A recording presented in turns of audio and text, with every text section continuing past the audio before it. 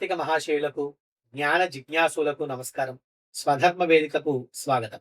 మనము చాలా విషయాలను నిదానంగా చర్చ చేసుకుంటూ వెళ్తున్నాం. ఈ ఎపిసోడ్లో భేదం ఉన్న చోట భయం తప్పదు, అధద్వితీయా ద్వైభయం భవతి అని మనకు వేదం చెప్పింది ఆ మాట. ద్వైతాన్ని ఎక్కడైతే చూస్తామో అక్కడ భయం తప్పదు అని శాస్త్రం నిర్వచిస్తూ ఉంది. ఇది నేనో మీరో ఉత్తగా చెప్తున్న మాటలు కావు. అందుకనే నేను మాట్లాడే ప్రతి మాటకు నాకు తెలిసినంతలో మా గురువుల వల్ల నాకు ఎంత తెలుసుకునగలిగానో ఆ ప్రమాణాలన్నిటినీ యథాతథంగా మీ ముందు ఉంచి మీ అందరికీ సరైన మార్గాన్ని అందిద్దాము అనే ఉద్దేశ్యంతోనే ఈ యజ్ఞానికి శ్రీకారం చుట్టాను. దీనికి మీరందరి సహకారం కూడా నాకు ఎంతో అవసరం. వీటన్నిటినీ సమయం లేదు ఇంతింతసేపు వినాలా అని అనుకోకుండా కొంచెం సమయాన్ని కేటాయించి వినే ప్రయత్నం చేయండి. మనం నేర్చుకుంటేనే కదా మన పిల్లలకు చెప్పగలిగేది. ఎప్పుడైతే మన శాస్త్రాలు ధర్మాలు తర్వాత తరం వరకు మనం తీసుకెళ్లగలుగుతామో అదే మనము ధర్మాన్ని ఆచరించండి. దాన్ని మనం వినడమే కాదు, వీలైనంత ఆచరించే ప్రయత్నం.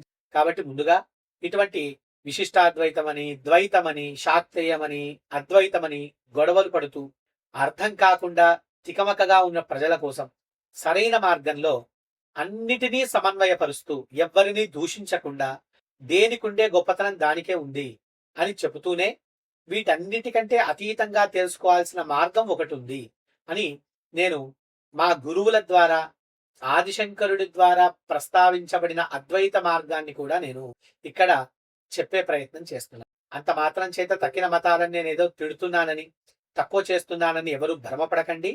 అందరికీ అన్ని మార్గాలు అవసరమే. మరి అలాంటప్పుడు ఎందుకండి ఇన్ని మార్గాలు అంటే, ఒక తల్లికి నలుగురు కొడుకులు ఉన్నారనుకోండి. ఒకడు పసి పిల్లవాడు, ఒకడు పొత్తిళ్ళలో ఉండేవాడు, ఇంకోటి 4-5 ఏళ్ళు ఉంటాయి, ఇంకోటికి 10 ఏళ్ళు ఉంటాయి. ఆ తల్లి అందరికీ ఒకే ఆహారాన్ని వండలేదు కదా. తల్లికి ఆహారం వండడం అవసరమే.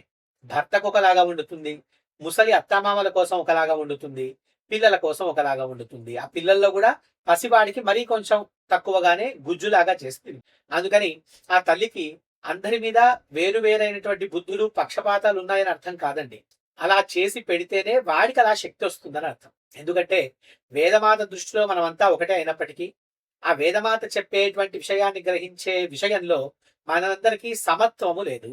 వాళ్ళ వాళ్ళ చిత్తశుద్ధులలో, వాళ్ళ బుద్ధులలో రకరకాల వైరుధ్యాలు ఉన్నాయి. దానికి రకరకాలుగా చేసిన కర్మలు కారణం అవుతున్నాయి. కాబట్టి వేదము ఇన్ని రకాలుగా ఉపదేశం చేయాల్సి వస్తుంది. అంత మాత్రం చేత వేదం ఇన్ని నాలుకల ధోరణులు ప్రదర్శించిందని అర్థం కాదు. అన్ని రకాల వాళ్ళను ఉద్ధరించాలిగా మరి వేదం. ఒక్కడే ఉద్ధరిస్తానంటే తప్పు కదా. కాబట్టి సమత్వము అంటే అందరికీ ఒకటే ఇవ్వమని అర్థం కాదు, ఎవరికి తగింది వారికి ఇవ్వాలి అని అర్థం. కాబట్టి దీనికి సంబంధించి ఉపనిషత్ ప్రమాణాలు ఇంకా రకరకాల విషయాలతో మనం ముందుకు వెళ్దాం. ప్రధానంగా రెండవది ఉంటే భయం వస్తుంది అని చెప్పడానికి ఇప్పుడు మనం వేద మంత్రాన్ని చెప్పుకున్నాం. ఇది తైత్రీయోపనిషత్తులో ఉన్నటువంటి మంత్రం. బృహదారణ్యకోపనిషత్తులో కూడా ఈ మాట మనకు కనబడుతుంది. కాబట్టి రెండవ వస్తువు అనేది చూసినందువల్లే మానవుడికి భయం అనేది కలుగుతుంది అని చెప్పడంలో అంతరార్థం. మరి రెండవ వస్తువు వల్ల భయం కలగడం ఏంటండి అంటే, ఇందాక చెప్పుకున్నటువంటి రజ్జు సర్ప భ్రాంతిలో తనకు భిన్నంగా అక్కడ పాము ఉంది అని భయం ఊహించడం వల్లే కదా వాడికి భయం పుట్టింది, గుండె నొప్పి వచ్చింది. అలాగే ఎవడో నడుచుకుంటూ పోతున్నాడు, చీకట్లో ఒక లైట్ కాంతిలో చెట్టు నీడ ఏదో పడింది. అది ఎట్లా ఉందంటే కత్తి పట్టుకొని ఇట్లా నుంచున్న దొంగవాణి లాగా అనిపించింది. కత్తి పట్టుకొని నుంచున్న దొంగవాణి లాగా అనిపించింది. అమ్మో, అక్కడ కత్తి పట్టుకొని ఎవడో ఉన్నాడు అని వీడు భయపడుతూ ఉన్నాడు. ఆ భయం పూర్తయ్యేసరికి తెల్లవారుజామునైంది. తీరా అక్కడ చూస్తే ఉంది చెట్టు. అక్కడ దొంగవాడు లేడు, పాడు లేడు. ఇట్లా మన ఊహలు, మన భ్రమలే రెండవ వస్తువు ఉంది అని ఊహించటం వల్లే ప్రపంచము వల్ల మనకు భయము, సుఖము, దుఃఖము ఇవన్నీ ఏర్పడతాయి. ఇదంతా ఇంకా లోతైన విషయం. అది వచ్చినప్పుడు కూడా తప్పకుండా దాని గురించి మనం చర్చ చేసుకుందాం. కాబట్టి ఇక్కడ ప్రధానంగా రెండవ వస్తువు ఉండడం వల్లే మానవుడికి భయము కలగడము అనే విషయం మనము అర్థం చేసుకోవాలి. అంటే ఏమిటి ఏతావాతావనం అర్థం చేసుకోవాల్సింది అంటే, ఆగమాలు బోధించే ఉపాసనా విధానాలు మనస్సు ఏకాగ్రం చేయడానికే తప్ప, భక్తి శ్రద్ధలతో మానవుడి మనస్సుని శుద్ధిపరచడానికే తప్ప, ఇవన్నీ రకరకాల సోపానాలు. అంతేకాని అదే స్థాయిలో ఆగిపోమని కాదు. ఆ స్థాయి వరకు అవి నిజమే, కానీ ఆ స్థాయిలో ఆగిపోతే పరమసత్యాన్ని చేరుకునేది ఎలాగా? ఎవరో కాశీకి వెళ్దాము అనుకున్నారట. హైదరాబాద్ నుంచి, విజయవాడ నుంచి అనేక రకాల మార్గాలలో నుండి కాశీకి బయలుదేరారు. కాశీకి దిగి కాశీకి వచ్చేసామంటే ఎట్లా? మరి అక్కడ విశ్వనాథుడి దర్శనం చేసుకోవాలి కదా. అట్లాగే తిరుపతికి వెళ్తూ ఉంటాం మనం. అలా వెళ్ళినప్పుడు అందరము రకరకాల మార్గాల్లోంచి తిరుపతికి వస్తాం. మరి తిరుపతి ఒక్కటే సత్యము, దక్షిణ మార్గాలన్నీ అసత్యము అంటే మరి అవన్నీ తిరుపతికి తీసుకెళ్ళి వదిలిపెట్టడానికి ఉపయోగపడ్డాయి కదా. కాబట్టి ఆయా మార్గాలు ఆయా స్థానాలలో ఉన్న వాళ్లకు సత్యమే, కానీ ఆ మార్గమే తిరుపతి కాదు. కాబట్టి ఇక్కడ కూడా అదే విధంగా అర్థం చేసుకోవాలి. ఇవన్నీ సోపానాలుగా మాత్రమే భావించాలి. కానీ నా మార్గమే సత్యము, నా మార్గమే సత్యము అని వాదించుకుంటూ గొడవ పడడం కోసం కాదు. అలా అనుకుంటే గనక అది మన అజ్ఞానమే, మన అజ్ఞాన ప్రదర్శనే అవుతుంది తప్ప అది విజ్ఞానము కాదు. కాబట్టి సకల వేదాలు, ఉపనిషత్తులు ఏకస్వరంతో చెప్పుతున్నటువంటి పరమ సత్యం ఏమిటి అంటే సర్వం కల్విదం బ్రహ్మ నేహనా నాస్తి కించన.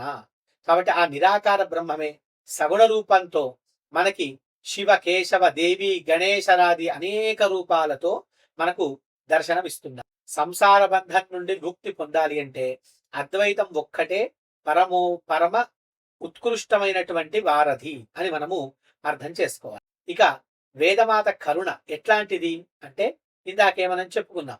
కాబట్టి వేదమాత వాళ్ళ యొక్క స్థానాన్ని, అంటే వాళ్ళు ఏ స్థాయిలో ఉన్నారో ఆలోచించి ఆయా స్థాయిలో వాళ్ళకి ఆయా మార్గాలను ఉపదేశం చేస్తూ, ఇన్ని మార్గాలను నేను ఉపదేశం చేస్తున్నప్పటికీ మీరందరూ ఈ మార్గాల ద్వారా చిత్తశుద్ధిని పొంది అద్వితీయమైనటువంటి ఏకత్వాన్ని మీరు పొందగలరు అని ఉపదేశించడంలోనే అంతరార్థము అని మనం కన్క్లూజన్ చేస్తాం. ఇక మనము అధికార భేదాన్ని గురించి కూడా చూసుకోవాలి కదా. అంటే మానవులందరూ కూడా ఒకే స్థాయిలో ఉండరు అని కదా మనం మాట్లాడుకుంది. కొంతమంది సత్వగుణంతో ఉంటారు. ఏంటి ఆ భేదాలు తెలుసుకోవాలి మనం. అందుకోసం చెప్తున్నారు. కొందరు సత్వగుణంతో ఉంటారు, కొందరు రజోగుణంతో ఉంటారు, కొందరు తమోగుణంతో ఉంటారు. సత్వగుణంతో ఉన్నవారు ఎంతో గొప్ప భక్తి వైరాగ్యాలతో వాళ్ళు శుద్ధ సత్వంతో కనబడుతూ ఉంటారు. రజోగుణంలో ఉన్న వాళ్ళు కోరికలు అవి కావాలి ఇవి కావాలి అని. తమోగుణం వాళ్ళైతే కర్మకాండాలు చేయాలంటేనే ఇష్టపడకుండా అనేక రకాల నాస్తిక మార్గాలను అవలంబిస్తూ మత్తుగా జడులుగా ఉంటారు. సరే, వాళ్ళ ఇష్టాలు. ఎవరు ఏ మార్గాన్ని అనుసరించాలన్నా వాళ్ళు ఆయా మార్గాలను అనుసరించవచ్చు, తప్పేమీ లేదు. కానీ సత్యాన్ని తెలుసుకోవాలనే కుతూహలం మాత్రం మనందరికీ ఉండి తీరాల్సింది. ఆ సత్యాన్ని తెలుసుకోవాలి అంటే మట్టుకు ఖచ్చితంగా వేదశాస్త్రములను ఆధారంగా చేసుకునే మనము ప్రయత్నం చేయాలి తప్ప నా బుద్ధి గొప్పది కాబట్టి నా లాజిక్ ని ఆధారంగా చేసుకొని నేను ఇలా ఉంటాను అనడం మాత్రం తప్పు అని చెప్పడంలో అంతరార్థం. కాబట్టి ఆ పరమాత్మే వేదము ద్వారా ఉపదేశం చేశాడు అనడానికి కూడా ఒక ప్రమాణం ఉంది. ఇది భాగవత మహాపురాణంలో చెప్పబడినటువంటి శ్లోకం. యోగాస్త్రయో మయా ప్రోక్త నృణాం శ్రేయో విధిత్సయ జ్ఞానం కర్మ చ భక్తిశ్చ నోపాయః భక్తిశ్చ నోపాయోన్యోస్తి కుత్రచిత్. ఇది మనకి భాగవతంలో చెప్పబడిన శ్లోకం. ఏంటంటే ఉద్ధవ గీతలో, ఓ ఉద్ధవ, మానవులందరికీ మోక్షం కలగాలనేటువంటి ఉద్దేశ్యంతో వాళ్ళ శ్రేయస్సు కోసమని అత్యంతము కరుణతో నేను వారి అర్హతలను బట్టి 3 రకాల యోగాలను అంటే మార్గాలను ఉపదేశించాను. ఒకటి కర్మయోగము, రెండవది భక్తి యోగము. ఈ ఉపాసన మొదలైనవన్నీ కూడా భక్తిలోకే చేరుతాయి. అది మనం అర్థం చేసుకోవాలి. ఇక మూడవది జ్ఞానయోగము. ఈ మూడిటికి తప్ప మోక్షానికి వేరొక మార్గము లేదు. ఈ మూడిట్లలో కూడా కర్మ ఉపాసన ద్వారా జ్ఞానము, జ్ఞానాదేవతు కైవల్యం, జ్ఞానము మాత్రమే మోక్షానికి మార్గము అని మనకి వేదముల ద్వారా మనకు అనేక రకాల విషయాలు తెలియబడుతూ ఉన్నాయి. ఇక్కడ కర్మకాండ అంటే కోరికలు ఎక్కువగా ఉండి ప్రపంచం మీద తీవ్రమైన ఆసక్తి ఉన్న వాళ్ళ కోసం కర్మలు, యజ్ఞయాగాది కర్తవులు ఇవి చేయడం అవి చేయడం, వారి వల్ల ఇందులో ఇవి దొరుకుతాయి అవి దొరుకుతాయి అని చెప్పడమే కాకుండా వేదశాస్త్రాలలో చెప్పబడినటువంటి కర్మలను చాలా శాస్త్రబద్ధంగా నిష్కామ్య కర్మగా గనక ఆచరిస్తే మనసులోని మాలిన్యాలు తొలగిపోయి చిత్తశుద్ధి కలుగుతుంది.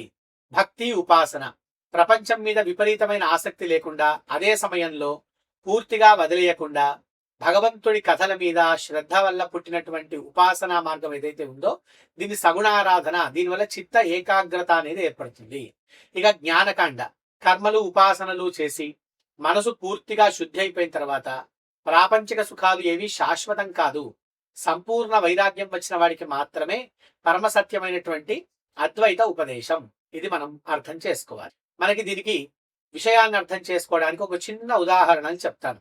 చూడండి, మనకి పురోహితుల వారు వివాహం చేయించేటప్పుడు రాత్రిపూట, ఇవాళ రేపు చాలా రకాల పురోహితుల వారు రాత్రిపూట అరుంధతి నక్షత్ర దర్శనం చేయించేటప్పుడు అరుంధతి నక్షత్రాన్ని చూపెట్టడానికి శాఖా చంద్రమస న్యాయము అంటారు. నైనా ఇదిగో ఆ చెట్టు కొమ్మకి కొంచెం ఎడమ వైపుగా పైకి ఇంత దూరంలో ఒక నక్షత్రం కనబడుతుంది కదా, ఇదిగో అదే అరుంధతి నక్షత్రం. ఆ చెట్టు కొమ్మ సందులోంచి చూడు, అక్కడ చంద్రుడు కనబడుతున్నాడు కదా, అదే చంద్రుడు అని పసిపిల్లలకు తల్లి చూపెట్టినట్టుగా మనకి వివాహం చేసుకుంటున్న వాళ్ళకి ఈ విధంగా పురోహితులు చూపెడుతున్నట్టుగా శాఖా చంద్రమస న్యాయము అంటారు. అంటే దీన్ని ఒకదాన్ని ఆధారంగా చేసుకొని మానవుడికి ఉపదేశించేటువంటి న్యాయం. ఇటువంటి న్యాయాన్ని ఆధారంగా చేసుకొని కూడా శాస్త్రము మనకి ఉపదేశాలు చేస్తూ ఉంటుంది. దీనికి సంబంధించి చూడండి, భగవద్గీతలో కూడా నా బుద్ధి భేదం జనయేత్ అజ్ఞానాం కర్మ సంగిణాం జోషయేత్ సర్వకర్మాణి విద్వాన్ యుక్త సమాచరన్ అని చెప్పి మనకి భగవద్గీతలో కూడా చెప్పారు. కర్మల పట్ల, కోరికల పట్ల తీవ్రమైన ఆసక్తి కలిగిన అజ్ఞానులకు, అంటే అద్వైత జ్ఞానానికి ఇంకా అర్హత సాధించని వారికి జ్ఞాని అయిన వాడు ఏనాడు కర్మలు అబద్ధం, అంతా బ్రహ్మమే, మానేయండి అని చెప్పడానికి వీల్లేదు. అలా చెప్పి వారి బుద్ధిని చెడగొట్టకూడదు అని కూడా కర్మలను ఆదర్శప్రాయంగా ఆచరిస్తున్న వాడికి ఉపాసన వైపు ప్రోత్సాహం చెయ్యాలి అని మెల్లగా వాళ్ళ స్థాయిని పెంచి అద్వైతం వరకు తీసుకురావాలి అని చెప్పడమే తప్ప వాడితో చక్కగా సన్మార్గంలో ఉండి కర్మ చేసుకుంటున్నాడు, ఉపాసన చేసుకుంటుంటే ఇదంతా తప్పురా, అంతా బ్రహ్మ సత్యం జగన్మిథ్యాన్ని వాడిని నాశనం చేయమని అర్థం కాదు. ఇక ఈ క్రమాన్ని అద్వైత వేదాంతం చాలా సులభంగా క్రోడీకరించింది. దాన్ని మనం చూద్దాం. కర్మ వల్ల చిత్తశుద్ధి కలుగుతుంది. అంటే ఆచారాలు, యజ్ఞాలు, దానాలు, ధర్మము ఇవన్నీ ఆచరించడం వల్ల అహంకారము, స్వార్థము తొలగిపోతాయి. ఉపాసన, భక్తి ఏవైతే మనం చెప్పుకున్నాం ఇప్పటిదాకా, దానివల్ల చిత్త ఏకాగ్రత కలుగుతుంది. అంటే ఆగమాలలో, శాస్త్రాలలో చెప్పబడిన విధానంలోనే. దానికి మళ్ళీ కండిషన్స్ అప్లై అన్నమాట. ఎలా పడితే అలా చేస్తే కుదరదు.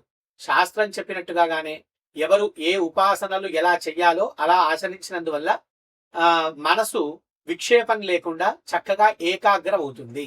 అలా ఏకాగ్రమైన మనసు వల్ల మోక్షము అనేటువంటి మార్గంలోకి పరమ వైరాగ్యము అత్యంతము ఆవశ్యకం అవుతుంది. అటువంటి వైరాగ్య భావనలు కలిగి సాధన చతుష్టయ సంపత్తికి అర్హుడైన తరువాత సద్గురువు యొక్క ఉపదేశం వల్ల వాడికి ఖచ్చితంగా అద్వైత జ్ఞానము లభించి అహం బ్రహ్మాస్మి అనేటువంటి అనుభవం కూడా లభిస్తుంది. ఇది స్టెప్ బై స్టెప్ అన్నమాట. కాబట్టి వేదమాత చెప్పిన కర్మ, ఉపాసన, జ్ఞానము ఒకదానికొకటి విరుద్ధాలు కావు. అవన్నీ చాలా నెససరీ.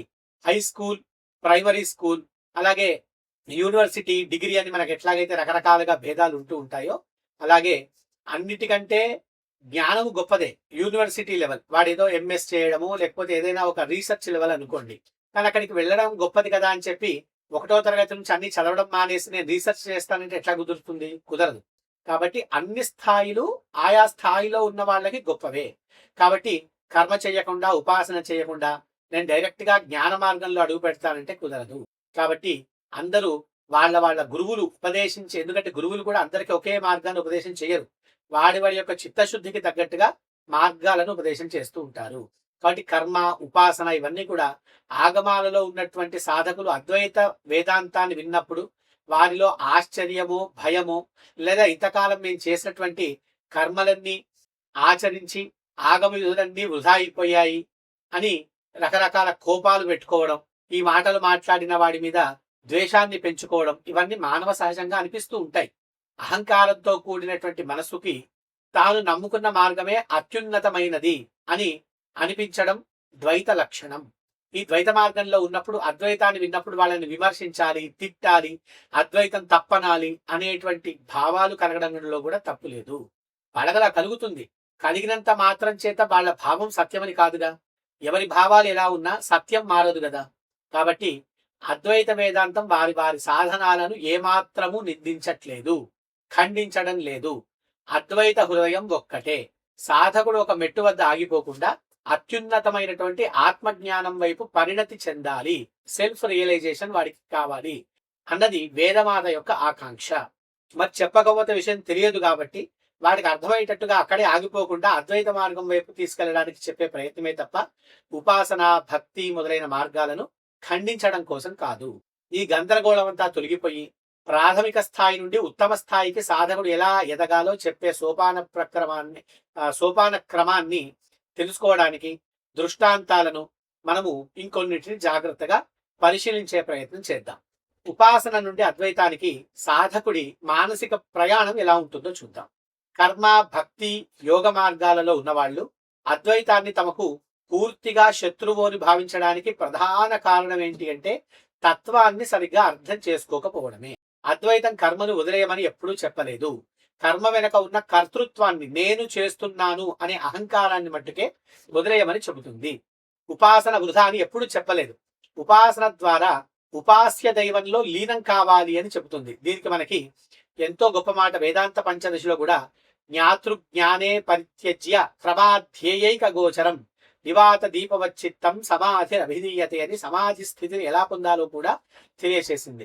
కాబట్టి ప్రాథమిక స్థాయి నుండి అత్యున్నత అద్వైత స్థితి వరకు సాధకుడు ఎలా ఎదగాలో స్వయంగా ఆంజనేయ స్వామికి శ్రీరాముడికి అంటే ఆంజనేయ స్వామి శ్రీరాముడికి వివరించిన కింది శ్లోకాన్ని మనం సమస్త వేదాంత తత్వానికి సారభూతంగా మనము చదువుకుందాం. ఇది హనుమద్వాక్యం, రామాయణ తత్వంలో ఉన్నటువంటిది. దేహబుద్ధ్యాతు దాసోహం జీవబుద్ధ్యా త్వదంశక ఆత్మబుద్ధ్యా త్వమేవాహం ఇతిమే నిశ్చితామతి అనే మాట లోకంలో చాలా సుప్రసిద్ధంగా ఉన్న మాట.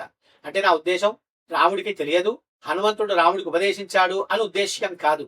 అక్కడ జరిగిన సంవాదంలోనో ఎక్కడో హనుమంతుడు తన అనుభవాన్ని లేదా తన విజ్ఞానాన్ని రాముడి ముందు చెప్పాడు. కాబట్టి ఇట్లా హనుమంతుడు కూడా అంత గొప్ప విషయాన్ని చెప్పాడు. దేహబుద్ధ్యా, ఓ రామా, నేను ఈ దేహంగా శరీరంగా భావించినంత కాలం నేను నీకు దాసుడిని. నన్ను జీవుడిగా మనస్సు ప్రాణాలతో కూడినటువంటి వాసనా శరీరంగా భావించినప్పుడు నేను నీలోక అంశాన్ని.